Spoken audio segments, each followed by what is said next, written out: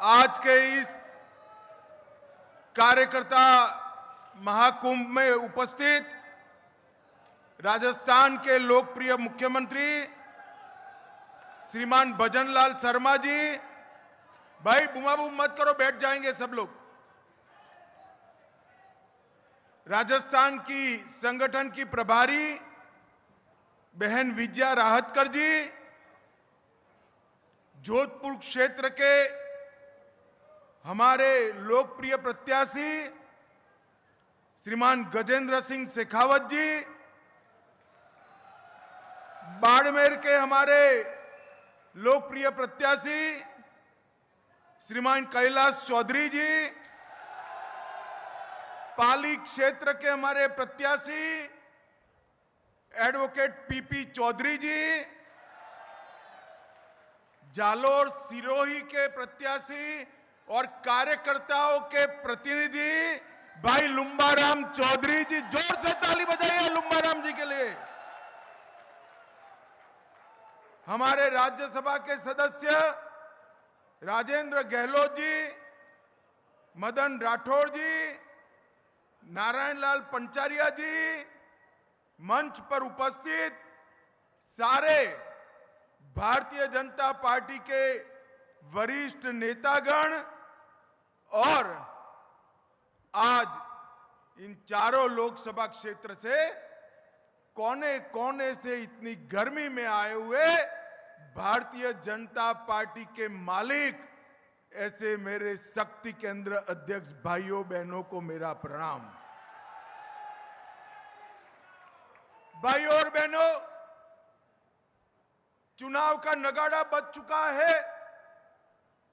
पहले और दूसरे चरण में राजस्थान की जनता को अपना मत प्रकट करना है और आप सभी को राजस्थान की जनता के पास गांव-गांव में, दाणी-दाणी में, घर-घर में नरेंद्र मोदी का महान भारत की रचना का संदेश लेकर जाना है। उस वक्त मैं राजस्थान की इस वीर भूमि पर आया हूं। उस वक्त मैं राजस्थान की इस भूमि को प्रणाम कर कर यही क्षेत्र के राव जोधा, राव चंद्रसेन, मोटा राजा उदय सिंह और कई प्रतापी वीर पुरुषों को प्रणाम करता हूं और उनका स्मरण कर कर मेरी बात की शुरुआत करता हूं। भाई और बहनों, आज पूरा राजस्थान नहीं, देश भर में जहां त्याग, बलिदान और शौर्य की बात होती है, मेरे राजस्थान का नाम सबसे पहले लेने का काम होता है। यहां पर इसी भूमि में पन्ना धाई पैदा हो सकती है और इसी भूमि का पानी है जो महाराणा प्रताप को पूरा जीवन मुगलों के सामने लड़ने के लिए तैयार कर सकता है। इस भूमि ने हमेशा देश को, देश की सीमाओं की सुरक्षा करने वाले वीर योद्धा देने का काम किया है। वो सभी वीर माताओं को प्रणाम कर कर मेरी बात की मैं शुरुआत करना चाहता हूं। कार्यकर्ता भाई और बहनों, इस बार हमने इस लोकसभा चुनाव में हमारे नेता नरेंद्र मोदी जी ने हमारे सामने 400 पार का लक्ष्य रखा है। 400 से ज्यादा सीटें एनडीए जीतेगी और 370 से ज्यादा सीटें भारतीय जनता पार्टी जीतेगी और ये लक्ष्य की पूर्ति कोई नेता नहीं कर सकता। भारतीय जनता पार्टी ऐसी पार्टी है जिसमें चुनाव नेताओं के दम पर नहीं जीते जाते हैं, मेरे बूथ के कार्यकर्ताओं के दम पर जीते जाते हैं। नरेंद्र मोदी जी ने जो देश और दुनिया में भारतीय जनता पार्टी का और देश का झंडा बुलंद करने का काम किया है, इससे समग्र देश की जनता तैयार बैठी है मोदी जी को तीसरी बार चुनकर प्रधानमंत्री बनाने के लिए। मगर वो जनता के पास जाकर उसको मतदान मथक तक ले जाने का काम आप सभी ने करना है। अभी चारों सीटों के प्रमुख नेताओं के साथ मेरी मीटिंग हुई है और डिटेल कार्य योजना आप लोगों के लिए बनाई है। और मैं खुद कह देता हूं कि कार्य योजना थोड़ी कठिन है, मगर कठिन है भारतीय जनता पार्टी के कार्यकर्ताओं के लिए कठिन नहीं है। भारतीय जनता पार्टी के कार्यकर्ता कठिन काम ही सबसे अच्छे तरीके से करते हैं। मेरा आप सबसे करबद्ध निवेदन है कि इस कार्य योजना को मतदाता सूची के पन्ने पन्ने तक आपको नीचे पहुंचाना है, हर बूथ तक आपको नीचे पहुंचाना है, हर शक्ति केंद्र तक आपको नीचे पहुंचाना है और मोदी जी के संदेश को लेकर जाना है। मित्रों, 10 साल पहले यूपीए की सरकार थी और देश के भविष्य को अंधकार कर सोनिया मनमोहन ने रख दिया था। 2014 में देश और राजस्थान की जनता ने मोदी जी को प्रधानमंत्री बनाने का काम किया और 10 साल में मोदी जी ने देश के अंदर हर क्षेत्र में परिवर्तन लाने का काम किया है। देश के 60 करोड़ गरीबों को मोदी जी ने पहली बार, दिल्ली की सरकार गरीबों की सरकार होती है, इसका विश्वास दिलाने का काम किया है। 80 करोड़ से ज्यादा गरीबों को मुफ्त राशन देने का काम किसने किया? नरेंद्र मोदी ने किया। 12 करोड़ शौचालय देने का काम किसने किया? नरेंद्र मोदी ने किया। 4 करोड़ से ज्यादा लोगों को घर देने का काम किसने किया? नरेंद्र मोदी ने किया। 10 करोड़ से ज्यादा लोगों को, माताओं बहनों को उज्ज्वला का गैस का कनेक्शन देने का काम किसने किया? नरेंद्र मोदी ने किया। 14 करोड़ लोगों को नल से जल देने का काम किसने किया? नरेंद्र मोदी ने किया। और 60 करोड़ लोगों को 5 लाख तक का पूरा स्वास्थ्य का खर्चा मुफ्त में देने का काम किसने किया? नरेंद्र मोदी ने किया। ये 80 करोड़ लोग आज मोदी जी को मन से दुआएं देते हैं। वो मोदी जी की फौज बनकर, सेना बनकर कांग्रेस पे कहर बरपाने के लिए तैयार खड़े हैं। आपका दायित्व है, मेरा दायित्व है कि 80 करोड़ लोगों को घर पे जाकर ये सारी चीजें बताकर उसको मतदान मथक तक लाने का काम किया। मोदी जी ने देश को सुरक्षित करने का काम। कांग्रेस के जमाने में 10 साल मनमोहन सिंह की सरकार थी, आए दिन बम धमाके होते थे। ये पाकिस्तान से आलिया मालिया जमालिया आकर बम धमाके कर कर भाग जाते थे, कोई ठोर ठिकाना नहीं था। मोदी जी आए, ये पाकिस्तान के आतंकवादियों को लगा आप भी कर सकते हैं, गलती कर दी, उरी और पुलवामा में बम धमाके करे, हमारे सेना और सीआरपीएफ के जवानों पर हमला किया। उनको मालूम नहीं था ये नरेंद्र मोदी की भारतीय जनता पार्टी की सरकार है। 10 ही दिन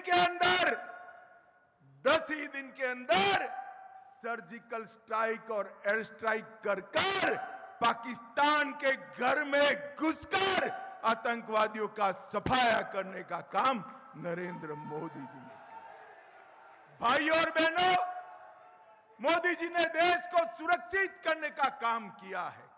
मोदी जी ने देश को समृद्ध करने का काम किया है। 10 साल से भारत के अर्थतंत्र को ये अर्थशास्त्री मनमोहन सिंह 11वें नंबर पर फ्रीज कर कर बैठ गए थे और कहते थे हमारी सिद्धि है, 11वें से 12वें नंबर पर नहीं गए। और मोदी जी प्रधानमंत्री बनने के बाद 10 साल में 11वें नंबर से अर्थतंत्र को 5वें नंबर पर लाने का काम नरेंद्र मोदी जी ने किया। भाई और बहनों, मैं आज मोदी गारंटी आपको बताने आया हूं। मोदी जी को तीसरी बार प्रधानमंत्री कर दो, भारत तीसरे नंबर का अर्थतंत्र बन जाएगा। भारत को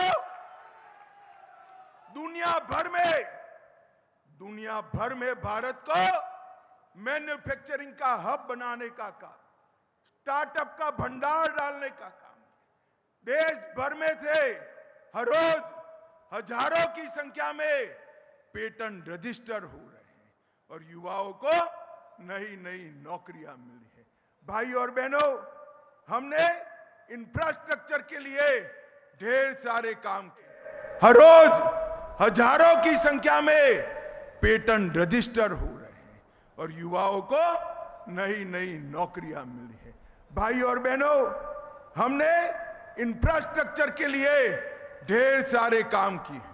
हर सप्ताह 10 साल में हर सप्ताह एक नई यूनिवर्सिटी खोलने का काम नरेंद्र मोदी जी ने किया है। हर दिन 37 स्टार्टअप रजिस्टर्ड करने का काम नरेंद्र मोदी जी ने किया है। भारत में हर दिन 16,000 करोड़ रुपए के यूपीआई ट्रांजैक्शन होते हैं। भारत में हर दिन 14 किलोमीटर रोड बनती है। भारत में हर दिन 50,000 कनेक्शन गैस के नरेंद्र मोदी जी ने दिया है। और एक गजेंद्र शेखावत यहां बैठे हैं, हर सेकंड एक घर को नल का कनेक्शन देने का काम भी भारतीय जनता पार्टी के मोदी जी ने किया। हमने देश को मजबूत किया है, सुरक्षित किया है, समृद्ध किया है और इसके साथ साथ हमने ढेर सारे वादे जो भारतीय जनता पार्टी की स्थापना से करे हैं, उस सारे वादों को मोदी जी ने 10 साल में पूरा करने का काम किया है। मित्रों, जवाहरलाल नेहरू एक गलती कर गए थे। कश्मीर में धारा 370 डाल कर गए थे, जिससे कश्मीर हमेशा भारत का हिस्सा नहीं बन पाया। मोदी जी ने, सब लोग मानते थे कि धारा 370 हट नहीं सकती। मुझे बताओ भाई और बहनों, ये कश्मीर किसका है? जोर से बोलो, किसका है? धारा 370 हटनी चाहिए थी या नहीं हटनी चाहिए थी? नरेंद्र मोदी जी ने 5 अगस्त 2019 को धारा 370 को समाप्त कर दिया और कश्मीर में तिरंगा लहराने का काम नरेंद्र मोदी ने किया। ये रामलल्ला का मंदिर अयोध्या में 500 साल से करोड़ों राम भक्त राह देख रहे थे कब राम जन्मभूमि में अयोध्या में भव्य रामलल्ला का मंदिर बने।